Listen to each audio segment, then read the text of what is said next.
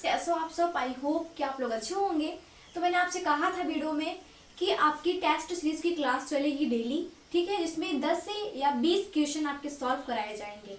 तो मैं आपको बता दूं, जितने भी बच्चे एग्जाम क्वालिफाई कर पाते हैं उनके पास एक्सपीरियंस होता है, क्योंकि वो प्रीवियस पेपर और जो भी आपके टेस्ट सीरीज होते हैं वो उसको सॉल्व करने के बाद एग्जाम देने जाते हैं, ठीक है। तो आप अपनी पढ़ाई जारी रखिए, उसे पढ़ते रहिए, जो भी आपके सिलेबस कवर हो चुके हैं उसे रिवीजन करते रहिए, बाकी जो अभी बच्चे हैं उसे पढ़ते रहिए। उसके बाद आप साथ में ये जो टेस्ट सीरीज है, जो प्रीवियस पेपर है, उसको भी साथ में सॉल्व करते हुए चलिए, जिससे आपको उसके जो यूपीएससी का जो रणनीतियां होते हैं, एग्जाम पैटर्न, आप उसको अच्छे तरीके से जान पाएंगे, उसके पैटर्न को समझ पाएंगे, प्लस आपका जो एग्जाम देने का तरीका होगा उसे भी बेटर बना पाएंगे। ठीक है फ्रेंड्स, चलिए हम अपना टॉपिक स्टार्ट करते हैं। तो यहाँ पे मैंने आपके जो सवाल थे, आप सबसे पहले आपको जो टॉपिक स्टार्ट हो रहा है वो हो रहा है भारतीय राज्य व्यवस्था से, ठीक है, जिसमें ऊपर लिखा है अभ्यास प्रश्न प्रारंभिक परीक्षा यानी कि प्रीलिम्स, ठीक है। उसके बाद यहाँ पे आपके सवाल लिखे गए हुए हैं। अब इसी तरीके से सवाल आपके पूछे जाते हैं प्रीलिम्स में, आप जानते हैं, ठीक है। तो सबसे पहले सवाल पे बात करते हैं। तो यहाँ क्या लिखा है, सबसे पहला सवाल आपका क्या है वो देखते हैं। पहला सवाल ये है कि निम्नलिखित कथनों पर विचार कीजिए। संवैधानिक सरकार वो है, मतलब यहाँ लिखा है संवैधानिक सरकार वह है। पहला यहाँ पे दो कथन दिए गए हैं, 1 और 2। तो पहला क्या कह रहा है कि जो राज्य की सत्ता के हित में व्यक्ति की स्वतंत्रता पर प्रभावकारी प्रतिबंध लगाती है। दूसरा कथन है जो व्यक्ति की स्वतंत्रता के हित में राज्य की सत्ता पर प्रभावकारी प्रतिबंध लगाती है। आप दोनों पहले ध्यान से पढ़िए, दोनों सेम है लेकिन इसमें कुछ डिफरेंट है। क्या डिफरेंट है वो देखते हैं। पहला वाला कथन जो है ये कह रहा है कि जो राज्य की सत्ता के हित में, पहले आप समझेंगे क्या, यहाँ पूछा है कि संवैधानिक सरकार वह है, तो आप कैसे समझेंगे कि संवैधानिक सरकार है। तो जहाँ क्या वो संवैधानिक सरकार है जो राज्य की सत्ता के हित में व्यक्ति की स्वतंत्रता पर प्रभावकारी प्रतिबंध लगाती है। हाँ, तो ये तो गलत हुआ, क्योंकि संवैधानिक सरकार में राज्य की सत्ता के हित में व्यक्ति की स्वतंत्रता पर प्रभावकारी प्रतिबंध नहीं लगाया जाता है, ठीक है। दूसरा ये है कथन, जो व्यक्ति की स्वतंत्रता के हित में राज्य की सत्ता पर प्रभावकारी प्रतिबंध लगाती है। तो यहाँ पे क्या कह रहा है कि जो व्यक्ति की स्वतंत्रता के हित में राज्य की सत्ता पर प्रतिबंध लगाया जा सकता है, लेकिन राज्य की सत्ता के हित में व्यक्ति की स्वतंत्रता पर प्रतिबंध नहीं लगाया जा सकता। ये संवैधानिक सरकार की सबसे बड़ी खासियत होती है कि संवैधानिक सरकार में जनता का, मतलब गवर्नमेंट का ही नहीं बल्कि जनता का चलता है, ठीक है। हमारे यहाँ जनता के हाथों में शक्ति होती है, ना कि गवर्नमेंट नहीं, ठीक है। तो ये तो क्या हुआ, आपका कथन दूसरा सही है। तो यहाँ ऑप्शन दिया है, ए में दिया है केवल 1, बी में दिया है केवल 2, मतलब सी में दिया है 1 और 2 दोनों, या डी में दिया है न तो 1 और न ही 2। तो इसमें से ऑप्शन कौन सा सही है, तो कथन 2 सही है। तो यहाँ बी वाला जो आपका ऑप्शन है ये राइट है, ठीक है। क्वेश्चन नंबर दूसरा क्या कहता है वो देखते हैं। भारत में संसदीय प्रणाली की सरकार है, क्योंकि ये कह रहा है कि भारत में संसदीय प्रणाली की सरकार है। तो आप कैसे समझेंगे, यहाँ 4 टॉपिक, यहाँ पे 4 ऑप्शन दिए गए हैं। पहला कह रहा है कि लोकसभा जनता द्वारा प्रत्यक्ष रूप से निर्वाचित होती है, ये वाला कथन सही है। दूसरा बी में दिया है कि संसद संविधान का संशोधन कर सकती है, हाँ, आर्टिकल 368 के तहत कर सकती है, ये बात भी सही है, ठीक है। तीसरा कह रहा है, मतलब सी वाला कह रहा है कि राज्यसभा को भंग नहीं किया जा सकता, हाँ बिल्कुल भंग नहीं किया जा सकता, आपकी लोकसभा भंग होती है, राज्यसभा नहीं। और डी वाला कह रहा है कि मंत्रिपरिषद लोकसभा के प्रति उत्तरदायी होते हैं, हाँ बिल्कुल, मंत्रिपरिषद जो होते हैं वो लोकसभा के प्रति उत्तरदायी होते हैं, ठीक है। कैसे होते हैं ये भी समझ लीजिए, क्योंकि आप जानते हो कि आपके जो प्राइम मिनिस्टर बनते हैं वो लोकसभा में जिसको बहुमत हासिल होता है वो बनाए जाते हैं, और मंत्रिपरिषद का सीनियर क्या होता है, प्रधानमंत्री पीएम होता है, ठीक है। तो यहाँ पे लोकसभा से ही चुन के जाते हैं ना पीएम, उसी में से जिसको बहुमत हासिल होता है वो पीएम बनता है।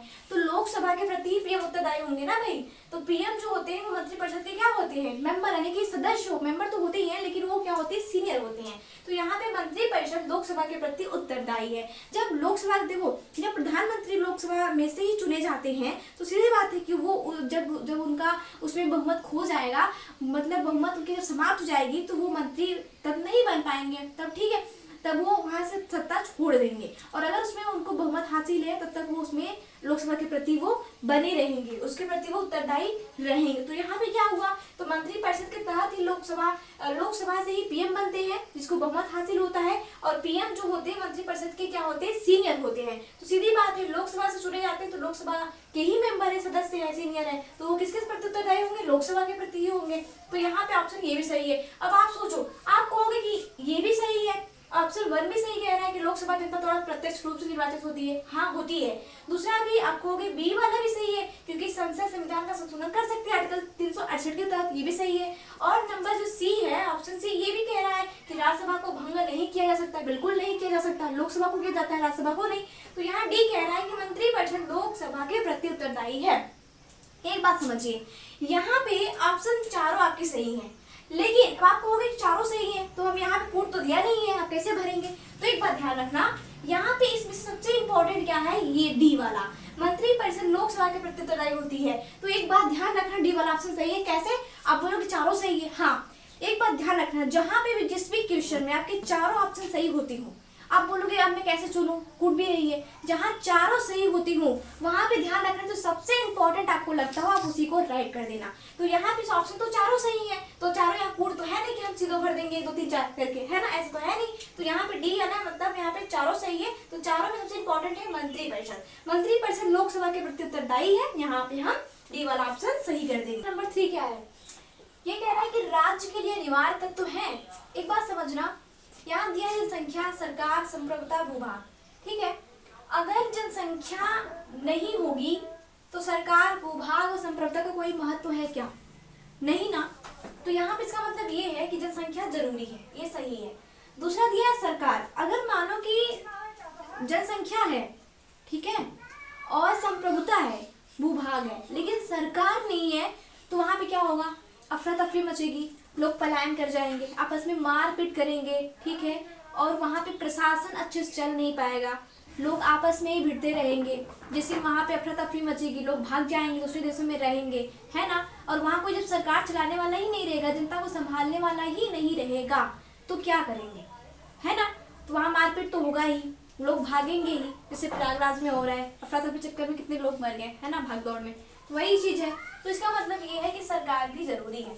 तीसरा है संप्रभुता, अगर जनता है, सरकार है और संप्रभुता नहीं है, तो क्या जनता सरकार वो आपस में निर्णय ले पाएगी, स्वतंत्र रहेगी, बाह्य और आंतरिक जो निर्णय है वो क्या ले पाएगी, क्या नहीं ना। तो इसका मतलब ये है कि संप्रभुता भी जरूरी है, तो ये भी सही है। और चौथा है भूभाग। एक बात समझो, अगर संप्रभुता है, जनसंख्या है, सरकार है, अगर भूभाग नहीं है तो जनता, सरकार, संप्रभुता सब किस काम का, जनता कहाँ रहेगी। वो कहते नहीं कि अपनी कुटिया ही सही, लेकिन महलों से, दूसरों के महलों से कई ज्यादा प्यारी है ना। तो आप दूसरों के घर पे 1 दिन 2 दिन 3 दिन तक रह सकते हैं, लेकिन ज्यादा दिन तक नहीं। अपनी कुटिया ही सही, लेकिन दूसरों के घर से ज्यादा बेहतर है। अपना घर तो अपना घर होता है।